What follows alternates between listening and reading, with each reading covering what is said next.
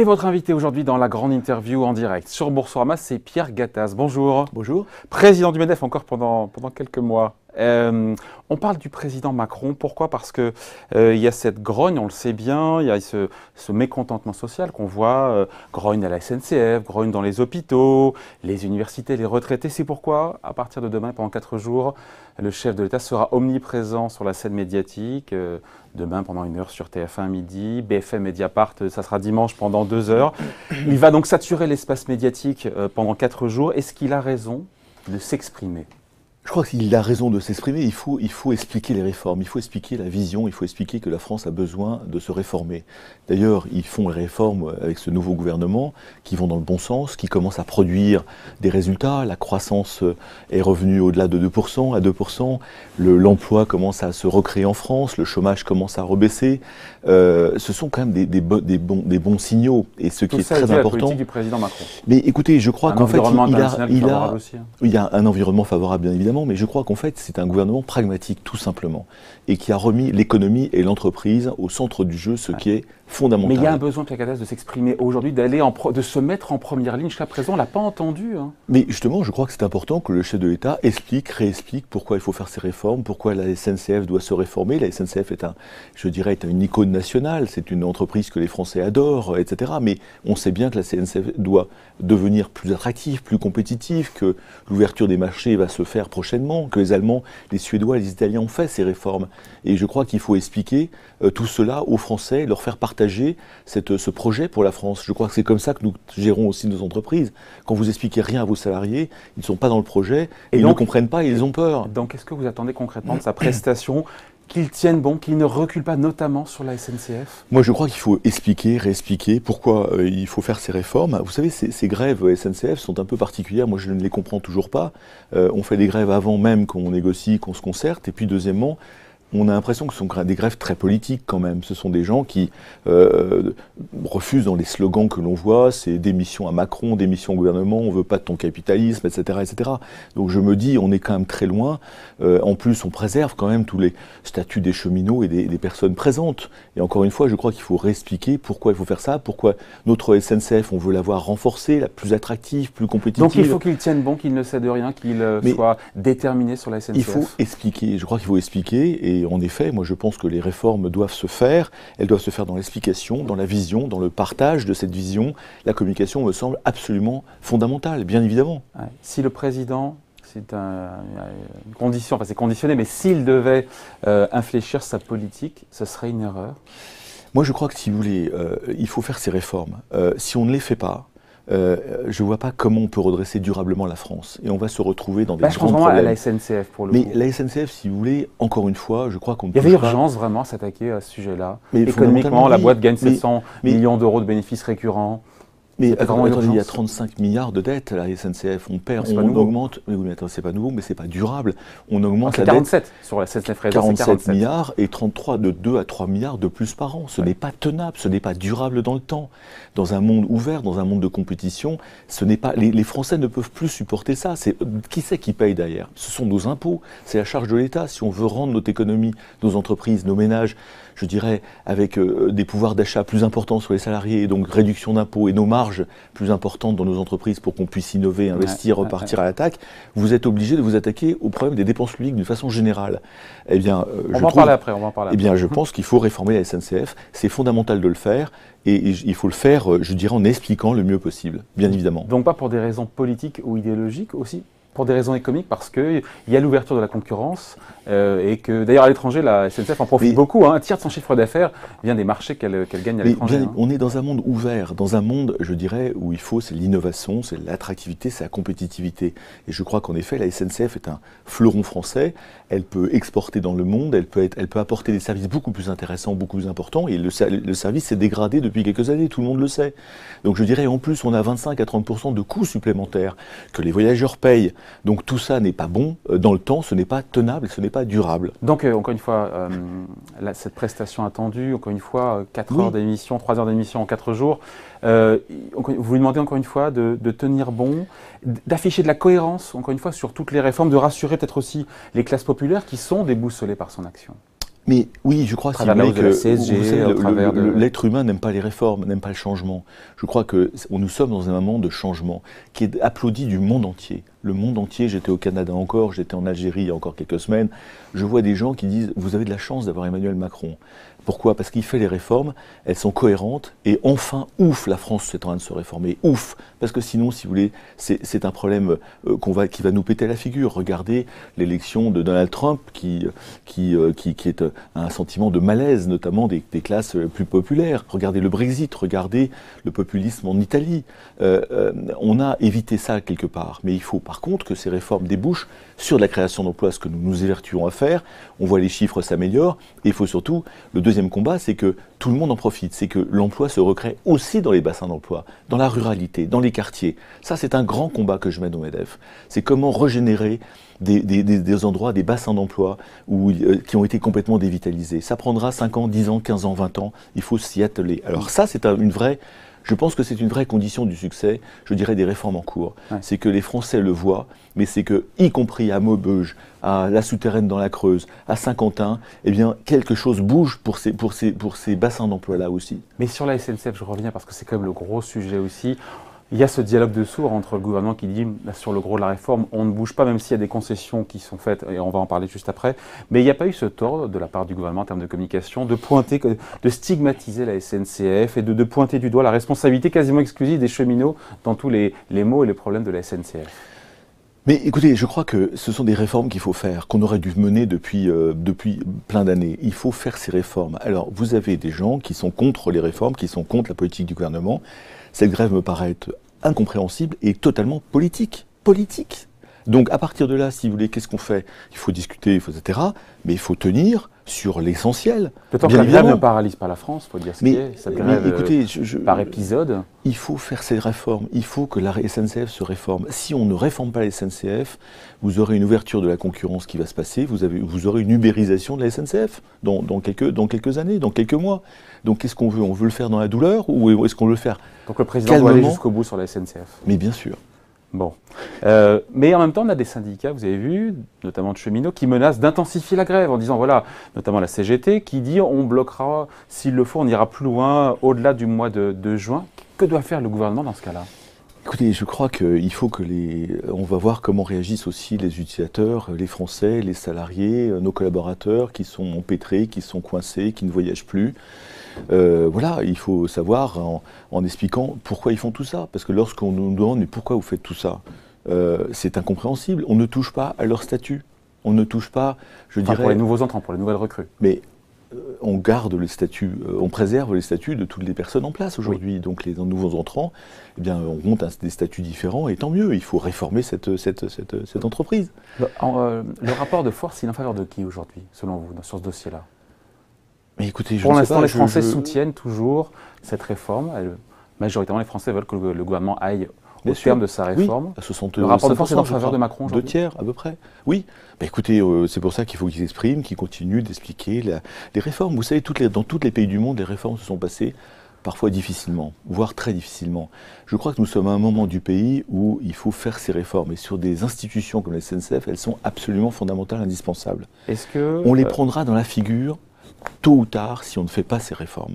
D'autant que des concessions ont été faites, on n'en parle peut-être pas assez de la part du gouvernement, mais les petites lignes, on sait, ont été épargnées pour l'instant, même si certains disent que c'est refiler la patate chaude aux régions. Il y a cette discussion parlementaire et non des ordonnances pour l'ouverture, les questions d'ouverture à la concurrence, qui serait ouverture à la concurrence très progressive. On a compris que ça va prendre plusieurs années, enfin ça dépend si on est en TER ou en TGV, mais on a le sentiment que l'exécutif quand même fait des concessions.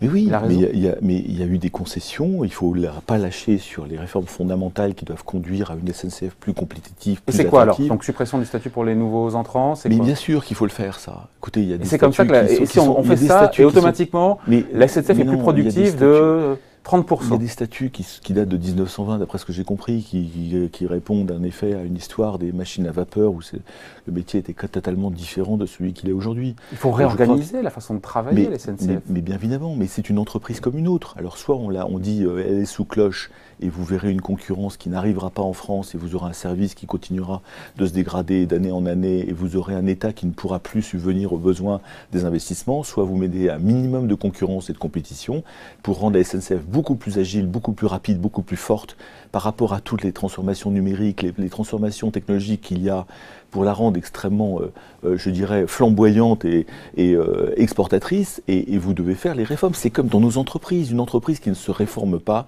est perdue. Et pour réformer une entreprise, nous sommes tout le temps en train de nous réformer, vous devez impliquer les gens. Alors lorsque vous avez des corpuscules ou des gens qui sont dans la politique, eh ben, ils bloquent. Après, si vous voulez, ce qui est important, c'est que la majorité des gens comprennent que c'est fondamental de réformer l'institution, sans plus, en touchant pas aux gens qui sont en place. C'est ça qui est extraordinaire, c'est qu'on touche les nouveaux arrivants, et pas ceux qui sont en place. Donc c'est réformé parce ça va prendre 40 ans à réformer la SNCF. Réformé parce qu'il y a cette ouverture à la concurrence, et le risque pour la SNCF, c'est de perdre des lignes, de perdre des parts de marché. Mais c'est de les perdre, mais c'est aussi d'en gagner d'autres, parce que la concurrence est toujours vertueuse, la concurrence est saine.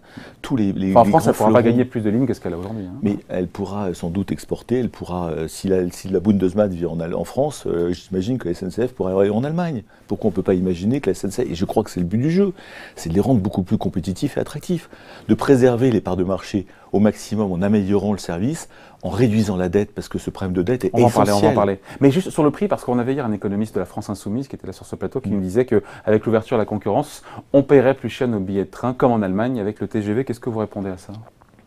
Mais pas forcément. Au contraire, la concurrence en général fait baisser les prix. Sur le papier, regardez en Allemagne. Mais regardez les taxis. En Allemagne, je crois que vous payez beaucoup moins cher les billets par rapport à ce qui se passe en France. Alors, je n'ai pas étudié le dossier SNCF. Je ne pensais pas qu'on allait passer l'émission sur ce sujet. Mais c'est reconnu qu'en tout cas, les billets TGV sont plus chers pour le coup en Allemagne. Et pourtant, il y a ouverture à la concurrence, même si la Deutsche Bahn a conservé 90% du Écoutez, marché. Je ne suis pas suffisamment au fait des tarifs. Je réviserai pour la prochaine fois. Non, mais par contre, sur la dette, Pierre Gattaz, c'est intéressant parce que ceux qui disent que les choses vont s'améliorer comme ça parce qu'on va supprimer, enfin pas supprimer, mais l'État va reprendre à son compte la dette de la SNCF, ils se trompent, même si on se dit que ça ferait 1 milliard d'euros de charges d'intérêt à payer en moins pour la SNCF qui pourrait le réinvestir dans la maintenance, dans l'entretien du réseau. Oui, mais pourquoi l'État reprendrait la dette comme ça, sans rien, sans aucune contrepartie comme on dit ? Il y a une contrepartie, le Premier ministre a été clair là-dessus. Mais il faut absolument, je pense que on ne peut pas, si on ne règle pas les problèmes de fond, qui est le problème de compétitivité, je dirais, de gouvernance, d'organisation, de statut de l'ensemble des gens de la SNCF, je crois qu'on n'y arrivera pas. C'est pas en enlevant 50 milliards que vous enlevez 50 milliards, vous reconstituez une dette de 3 milliards par an, il vous faut 10 ans pour reconstituer 30 milliards de dettes. Donc si vous ne créez pas les réformes qui vont bien, ça sert à rien. Donc le gouvernement a raison, Édouard Philippe, de dire la question de la reprise de la dette, ça viendra après. D'abord, on veut être sûr que tous les ans, il n'y aura pas 2 ou 3 milliards d'euros de dettes en plus qui vont se cumuler. C'est du pragmatisme économique. C'est du pragmatisme. Et là, cette grève, ce blocage est politique. Nous sommes dans l'économie, nous sommes dans le pragmatisme, nous sommes dans une réforme d'une institution qui est magnifique, qui est un symbole français, mais qui doit profondément se réformer. Parce que si on ne la réforme pas, dans 1 an, dans 2 ans, dans 3 ans, vous aurez les mêmes problèmes aggravés. Avec l'ouverture à la concurrence. Bien évidemment. Mais est-ce que, on passe maintenant au sujet de la dette, est-ce que la France a vraiment des marges de manœuvre pour absorber entre 35 et 47 milliards d'euros pour reprendre à son compte la dette de la SNCF? On a eu des bonnes prévisions et on sait qu'on fera a priori 2,6% de déficit public en 2017, 2,3% en 2018, la dernière prévision du gouvernement. C'est tout chaud cette matin. Si on doit rajouter entre 1,1 et 1,5 points de PIB, là on explose les compteurs. Hein. Oui, mais si vous voulez, on voit bien qu'il y a une volonté de réforme, qu'il y a des résultats, que les réformes sont en train de se faire. Je pense que c'est extrêmement rassurant pour Bruxelles et pour la Communauté européenne, qui demandent ces réformes depuis 10 ans, 20 ans à la France, qui n'ont jamais été faites. Donc aujourd'hui, vous avez un gouvernement qui fait des réformes, qui vont dans le bon sens et qui permettent d'avoir des résultats. Nous voyons les premiers résultats aujourd'hui sur la réduction du déficit français, sur la réduction de la dette de la France, sur l'emploi, sur la baisse du chômage. C'est quand même des bons signaux. Donc il y a une volonté non seulement, mais qui commence à produire des résultats. Je crois qu'il faut qu'en effet nos compatriotes, d'une part, montrent que nous sommes sur la bonne direction, que ces réformes sont nécessaires, et vis-à-vis de l'Europe, je pense que rajouter en effet 45 ou 50 milliards doit pouvoir se négocier en disant c'est une réforme fondamentale qu'on est en train de faire, c'est une adaptation à la concurrence d'une institution fondamentale du pays. Eh bien, je pense que ça devrait être jouable à mon avis. Bon, dans ses dernières prévisions, le gouvernement, encore une fois, ça c'est tout chaud, ça sort de ce matin, nous dit on sera a priori à trajectoire équilibre budgétaire en 2022. on l'a souvent entendu de par le passé. Est-ce que vous y croyez, sachant qu'on a eu cette discussion ensemble pendant la campagne présidentielle, c'était à l'époque assez dubitatif sur la capacité, la volonté en tout cas, de manière étayée, documentée du président, qui à l'époque était candidat, de baisser de 60 ou 80 milliards d'euros la dépense publique. Vous y croyez, vous, équilibre budgétaire en 2022? Écoutez, j'y crois par rapport à l'ensemble des réformes qui sont en train de se mettre. Et si on ne baisse pas la garde sur ces réformes, j'y crois profondément. Après, si vous voulez, je pense qu'on ne va pas assez vite sur la baisse des dépenses publiques. Mais il n'y a pas de baisse de la dépense publique. Il n'y a pas de baisse de la dépense publique. C'est pas vous que je vais la prendre, Pierre Gattaz. Il y a une moindre hausse. Il y a une moindre hausse et il y a surtout une augmentation du PIB, ce qui est très bien, parce que le PIB est autour de 2% aujourd'hui, ce qui est très bien. Les dépenses publiques, c'est 55% peut-être de dépenses publiques sur le PIB. Pour baisser ce pourcentage, soit vous baissez la dépense, le numérateur, soit vous augmentez le dénominateur. C'est très facile. Or, aujourd'hui, en effet, comme le dénominateur, le PIB augmente, vous avez un phénomène de pourcentage mathématique qui descend, sans qu'on touche aux dépenses publiques. Alors, c'est un peu faux, parce qu'il y a un peu de baisse de dépenses publiques, mais très légère. Et je pense que si je devais dire, attention, il y a encore un bémol dans la politique d'Emmanuel Macron. Ah, quand même. Mais bien sûr, mais vous m'avez interviewé sur la SNCF pendant 15 minutes, sur quoi je suis à peu près d'accord avec ce qui est en train de se passer. Là où le bas blesse aujourd'hui, c'est que je pense que la dépense publique ne baisse pas assez vite, assez fort. Pourquoi? Parce qu'en effet, le PIB, c'est très bien, mais il faut le baisser au niveau de la moyenne européenne qui est à 49%. Moi, les chiffres que j'ai, c'est plutôt 56 à 57% en France.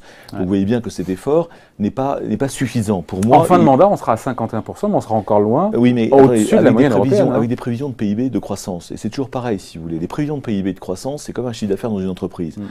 C'est pas sûr. Alors que quand vous baissez des coûts, c'est sûr. Les coûts, vous les avez ou vous les avez pas. Donc, je pense que si vous voulez, pour vraiment baisser, être sûr de notre coût, et pour le baisser à 49%, qui est la moyenne européenne, il faut fondamentalement baisser les coûts, donc les dépenses publiques. Oui, mais on ne sait pas comment le gouvernement veut s'y prendre. Tout ce qu'on voit aujourd'hui pour l'instant, c'est 1600 suppressions de postes en budget de Oui, 2018, mais si vous voulez, nous avons fait beaucoup de propositions depuis 5 ans au MEDEF sur la baisse des dépenses publiques. Il y a des méthodes. Elles n'ont pas été suivies, vraiment. Mais elles n'ont pas été suivies, mais je continue de penser que comment on fait dans nos entreprises, de façon générale, nous faisons de la qualité totale, nous faisons du management par les objectifs, nous motivons nos salariés, nous épanouissons nos salariés, et chacun devient un acteur de la productivité. Et c'est comme ça que nos entreprises survivent, c'est comme ça que j'ai gardé 5 usines en France à Radial, en motivant à mort mes salariés, en les motivant sur le résultat, sur le profit dégagé d'ailleurs par de la participation d'intéressement. Je pense que nous devons utiliser tous nos fonctionnaires, qui sont des gens extrêmement compétents, dévoués à la cause, mais qui sont broyés par un système. Le problème, c'est pas nos amis fonctionnaires, c'est le système qui les gère, où il y a très peu de management, voire pas, où il y a très peu de RH, voire pas. Eh bien, il faut commencer à faire ce qu'on a fait dans nos entreprises, ça s'appelle vulgairement de la qualité totale, ça s'appelle de l'excellence opérationnelle, pour motiver chacun d'entre eux, pour leur dire, mais madame l'infirmière, monsieur le médecin, pourquoi vous courez dans tous les sens, pourquoi vous avez ce problème-là, et pourquoi personne ne vous écoute quand vous avez des problèmes à remonter. Si on commence à écouter chacun de nos fonctionnaires, ça s'organise, c'est du management, eh bien, je peux vous assurer que vous aurez besoin de faire aucun plan, que vous aurez besoin de faire aucun chose de coercition. Vous aurez naturellement de la productivité parce que vous aurez motivé, managé vos 6 millions de fonctionnaires. Et là, vous arrivez à des résultats exceptionnels. Ce que nous faisons dans nos entreprises depuis 30 ans. Oui, mais on est dans le flou, encore une fois. Là, on parle du gouvernement, on parle du plan Macron pour, encore une fois, un an après son élection, on est toujours dans le flou sur la baisse de la dépense publique qui est mal documentée. Sa stratégie pour arriver, encore une fois, à cette baisse de 3 points, encore une fois, c'est flou, c'est énigmatique. Enfin, je veux dire. Mais oui, le pari, c'est la croissance, et tant mieux, parce que la croissance, c'est quand même fondamental. 2%, ça faisait longtemps qu'on ne l'avait pas eu, et deuxièmement, c'est la condition nécessaire et suffisante pour créer de l'emploi en France. Sans croissance, vous n'aurez jamais d'emploi. Donc là, ouf, on est au-dessus de la barre des 1,5%, ça va nous permettre de dégager des baisses de dépenses publiques, comme vous le disiez, en pourcentage. Mais là où vous avez parfaitement raison, et je vous rejoins, c'est qu'il faut baisser les coûts. Donc là, il y a 50 000 solutions. Il faut s'inspirer des Anglais, les Canadiens l'ont fait, les Suédois l'ont fait, les Allemands l'ont fait. Il y a 2 ans, 3 ans. Aujourd'hui, dans les plans qui sont annoncés, il n'y a rien. Et j'ai envie de vous l'entendre dire. Quoi. Mais je vous le dis, il n'y a rien de volontaire sur la baisse des coûts liés aux dépenses publiques. Je suis tout à fait d'accord avec vous. Il y a un deuxième sujet que vous... Parce que excusez-moi, mais dans le Figaro d'aujourd'hui, on a quand même Gérald Darmanin, ministre des Comptes publics, qui explique cette amélioration, encore une fois, du déficit public par la baisse. Il nous parle de baisse de la dépense publique, quoi. Écoutez, elle doit baisser très doucement. En valeur. En valeur. Non, en valeur, elle baisse pas. Bon, écoutez, je peut-être un pouillet, mais vous avez parfaitement raison. Mais regardez les prélèvements obligatoires, puisqu'on j'ai entendu que à la fin du mandat, les prélèvements obligatoires donc c'est-à-dire les taxes, impôts divers et variés que nous C'est payons dû en tant que au ménage. dénominateur aussi, vous Ce savez, sera 1% en effet de baisse. 1% de baisse. Alors 1% de baisse, c'est très peu. Alors je pense que c'est sur la valeur C'est 20 ajoutée. milliards, quoi. C'est 20 milliards. C'est 20 milliards, 10 sur les ménages, 10 sur les entreprises, 20 milliards. Il n'y a pas de quoi fouetter un chat. Hein. Il n'y a pas de quoi fouetter un chat, et on sait que les Allemands, alors de tête, nous sommes à 25% ou 24% de la valeur ajoutée française. Les Allemands sont à 15. Nous avons 10 points de pression fiscale. De pression fiscale en plus que les Allemands sur la valeur ajoutée. Donc vous êtes grosso modo à une centaine de milliards. Ce sont les calculs que nous avons faits et refaits depuis 5 ans au MEDEF. Avant le pacte de responsabilité, nous étions à 130-140 d'écart de compétitivité avec les Allemands. Grâce au pacte et au CICE, nous sommes descendus autour de 100. Sous François Hollande. On remercie François Hollande. Sous François Hollande, sauf que malheureusement, ces 40 milliards, c'est pas du net-net. Ouais. Pourquoi ? Parce que les taxes de production, les impôts locaux ont continué d'augmenter. On n'en parle pas assez de ça. On n'en parle pas assez. Ouais. Nous estimons que c'est pas 40 en net. On parle que de l'IS, on parle que de l'IS. C'est 25. Il y a eu 15 milliards d'augmentation de tête, d'augmentation de versement transport, de toutes ces taxes diverses et variées que nos entreprises touchent. Donc vous voyez qu'il y a encore un écart important avec nos amis allemands, écart que on a estimé à une centaine de milliards aujourd'hui en 2018 et qu'il faut continuer de résorber. Ça se résorbera par la baisse des dépenses publiques. Ouais. Ok, je vois qu'on manque de temps, midi passé de 28 minutes en direct sur Boursorama. Votre ami Philippe Martinez, le leader de la CGT, vient de déclarer il y a de l'arrogance chez le président. On boucle le sujet parce que le président passe demain sur TF1. Il y a de l'arrogance chez lui. C'est un président qui est à côté de la vie des citoyens. Vous en pensez quoi ?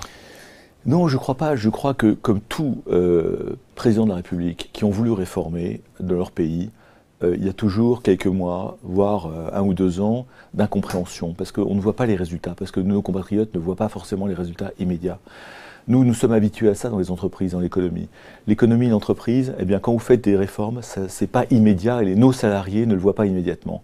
Par contre, en effet, l'année suivante, l'année d'après, la vision est repartie, la croissance est revenue, on peut repartager par l'intéressement, la participation, les fruits de cette croissance. Et je crois que c'est ça qui est intéressant, c'est qu'il faut impérativement qu'un jour, eh bien, on voit vraiment la baisse sur l'emploi, on voit, et je suis très content des chiffres aujourd'hui énoncés par les entreprises qui montrent les intentions d'embauche. Les intentions d'embauche n'ont jamais été plus élevées et ça me fait extrêmement plaisir. Ça veut dire que des gens qui sont désespérés dans les territoires, etc., dans les quartiers, avec des 9 ou 10 ou 15% de chômage, pourront peut-être retrouver du travail. Donc tout ça, c'est de l'espoir. Il faut l'expliquer, il faut faire la pédagogie. Je crois qu'il faut tenter, continuer de faire ces réformes et vraiment de les expliquer le mieux possible. Vous regarderez, Pierre Gattaz, demain, le président, ou dimanche sur BFM TV Oui, je regarderai sa prestation. Vous attendez ça ? Oui, j'attends sa prestation, bien évidemment, comme tous les Français. Je pense que c'est très important qu'il explique, encore une fois, sa vision, son cap. Vous savez, la confiance est revenue en France.